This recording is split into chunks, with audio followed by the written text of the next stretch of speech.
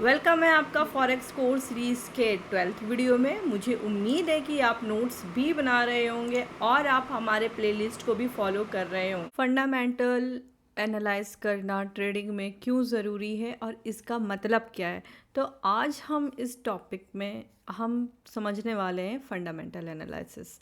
तो प्लीज़ इस वीडियो को पूरा एंड तक देखिएगा और प्लीज़ सब चैनल को सब्सक्राइब ज़रूर करिएगा। मैं हर वीडियो में बोलती हूँ कि प्लीज़ मेरे चैनल को सब्सक्राइब ज़रूर कर दीजिएगा, ताकि आपको मेरी जो भी इंफॉर्मेशन या जो भी बोल लीजिए इम्पोर्टेंस वीडियो है वो आप तक पहुंचती रहे। तो आइए चलते हैं हम स्क्रीन की तरफ और समझते हैं फंडामेंटल एनालाइज का मतलब क्या है ट्रेडिंग में। फंडामेंटल एनालाइज फॉरेक्स ट्रेडिंग का मतलब है कि करेंसी मार्केट को समझने के लिए उन फैक्टर्स के एनालाइज करना जो एक देश की इकोनॉमी, पॉलिटिक्स और ग्लोबल इवेंट पर आधारित होते हैं। इसलिए एनालाइज का मेन गोल यह समझना होता है कि करेंसी की वैल्यू क्यों बढ़ रही है या फिर क्यों गिर रही है। फॉरेक्स ट्रेडिंग में फंडामेंटल एनालाइज की मदद से ट्रेडर्स ये जानने की कोशिश करते हैं कि करेंसी के स्ट्रेंथ या वीकनेस के पीछे क्या वजह हो सकती है। ये analyse economic data, political events और मार्केट सेंटिमेंट पर बेस्ड होता है।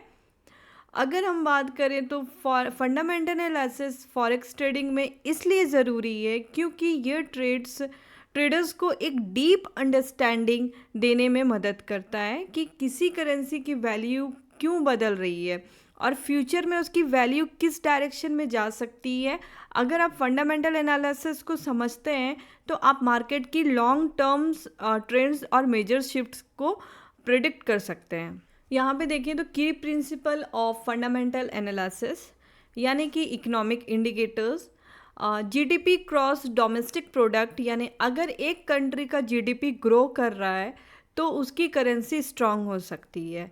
अब इंटरेस्ट रेट्स, जब सेंट्रल बैंक्स इंटरेस्ट रेट्स बढ़ाते हैं तो उस देश की करेंसी को स्ट्रेंथ मिलता है। इन्फ्लेशन रेट्स यानी हाई इन्फ्लेशन करेंसी की वैल्यू को कम कर सकता है।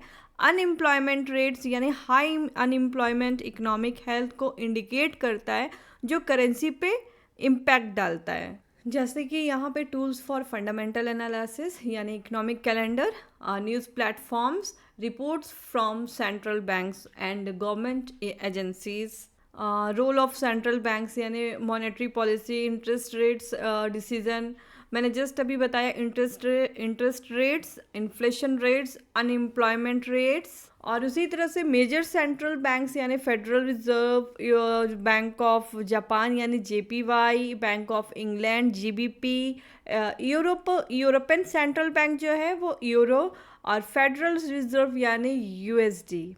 अब बात करते हैं जियो पॉलिटिकल इवेंट्स। आखिर क्या होता है ये जियो पॉलिटिकल इवेंट्स? वो इंसिडेंट या डेवलपमेंट्स होते हैं जो एक कंट्री या रीजन की पॉलिटिक्स, इकोनॉमी और इंटरनेशनल रिलेशंस को अफेक्ट करते हैं, और इस global market including forex market पर भी सिग्निफिकेंट इम्पैक्ट पड़ता है। जियो पॉलिटिक्स का मतलब है कंट्रीज़ के बीच के पॉलिटिकल और जियोग्राफिकल इंटरेक्शन जो वर्ल्ड पॉलिटिक्स और इकोनॉमिक को शेप करते हैं। तो यहाँ पे हम देख सकते हैं पॉलिटिकल इंस्टेबिलिटी, वॉर्स और natural disasters, international relations, elections, trade agreement और disputes, wars and conflict. Geo political events का डायरेक्ट इम्पैक्ट फॉरेक्स ट्रेडिंग पर इसलिए पड़ता है क्योंकि ये अनसर्टेनिटी क्रिएट करते हैं। जबकि अनसर्टेनिटी बढ़ती है तो इन्वेस्टर्स रिस्क एवर्स हो जाता है और सेफ हेवन करेंसी जैसे यूएस डॉलर और स्विस फ्रांस को प्रेफर करते हैं, जिससे उन करेंसीज की डिमांड बढ़ जाती है। अब देखते हैं हम मेजर इकोनॉमिक इंडिकेटर्स।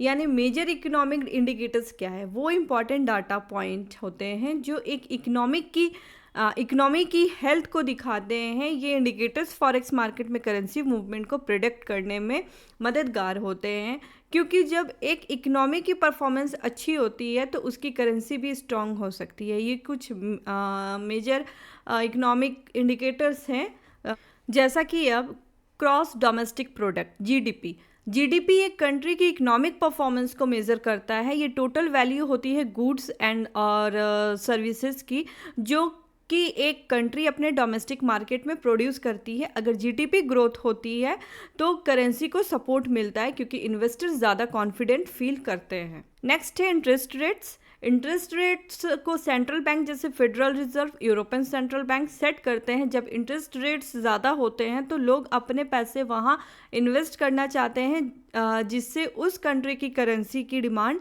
बढ़ जाती है। हाई रेट्स करेंसी को स्ट्रॉन्ग कर सकते हैं। इन्फ्लेशन रेट्स यानी कि सीपीआई, इन्फ्लेशन एक इकोनॉमी में प्राइस लेवल के बढ़ाने को मेज़र करता है। अगर इन्फ्लेशन हाई है तो करेंसी की वैल्यू गिर सकती है, क्योंकि लोगों के पास ज़्यादा पैसे नहीं होते। सीपीआई एक कॉमन टूल है इन्फ्लेशन मेज़र करने के लिए। ट्रेड बैलेंस एक कंट्री के एक्सपोर्ट्स एंड इंपोर्ट्स के डिफरेंस दिखाता है। अगर एक कंट्री का एक्सपोर्ट ज़्यादा है तो पॉजिटिव ट्रेड बैलेंस, तो उसकी करेंसी को डिमांड मिलती है और करेंसी स्ट्रांग हो सकती है। कंज्यूमर कॉन्फिडेंस इंडेक्स यानी सीसीआई मेज़र करता है कि लोग अपने फ्यूचर फाइनेंशियल सिचुएशन के बारे में कितना कॉन्फिडेंट फील कर रहे हैं।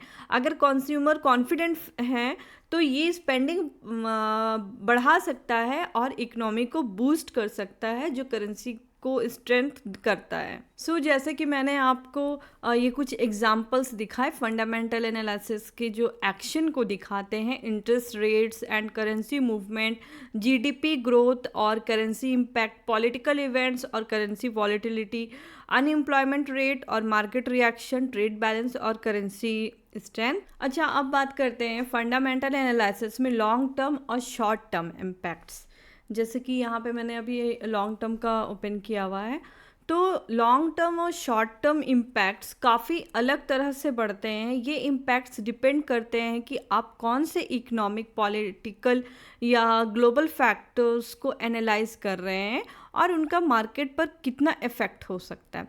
तो हम बात करते हैं लॉन्ग टर्म इम्पैक्ट्स की। लॉन्ग टर्म इम्पैक्ट उन फैक्टर्स के द्वारा ड्राइवन होते हैं जो इकोनॉमी की ओवरऑल ग्रोथ और स्टेबिलिटी को इन्फ्लुएंस करते हैं। इनका इफेक्ट ग्रेजुअली होता है, लेकिन ये टाइम के साथ ज़्यादा सिग्निफिकेंट हो सकते हैं। इसमें जैसे कि है interest rates, GDP growth, political stability, trade balance, inflations. अगर हम बात करें लॉन्ग टर्म में, अगर एक सेंट्रल बैंक इंटरेस्ट रेट्स को बढ़ाता है तो उस करेंसी की स्ट्रेंथ बढ़ सकती है।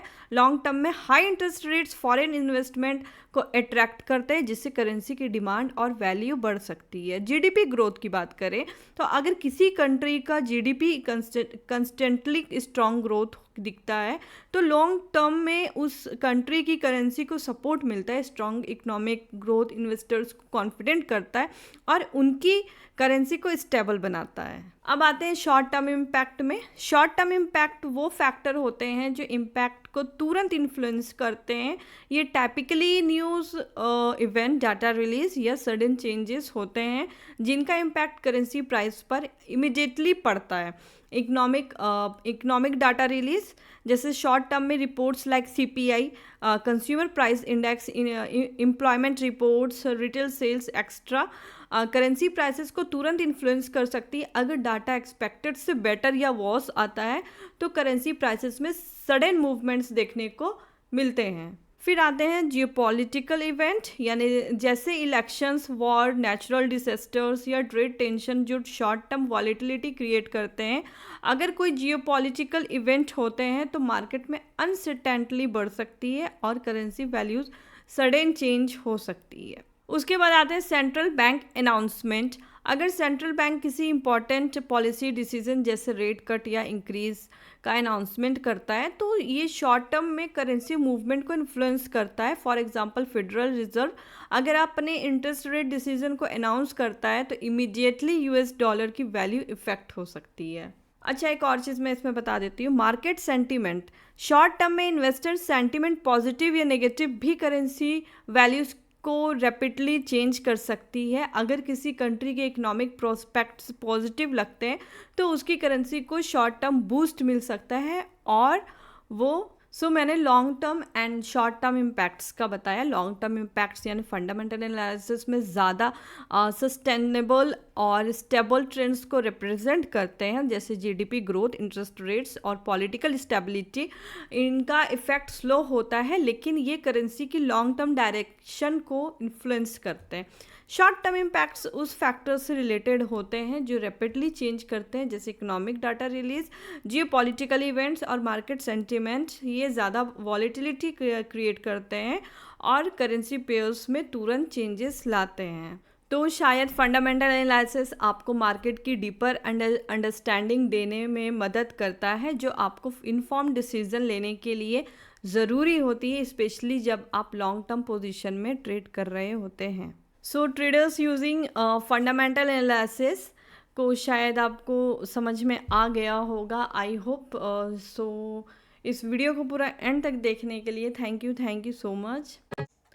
अगर आप अपनी जर्नी हमारे साथ इस फ्री वीडियो में ख़त्म करना चाहते हैं तो आपको जाना है मेरे यूट्यूब चैनल में, और जाके आपको डिस्क्रिप्शन के नीचे में आपको मेरे buy forex trading e book combo pack 90% discount के साथ जो ऑफ़र है उस पर आपको क्लिक करना है लिंक पे, और क्लिक होते ही आपके सामने ये ऑल कॉम्बो पैक 7 ई बुक का ऑफ़र दिखेगा आपको, और आपको यहाँ से बाय कर लेना है।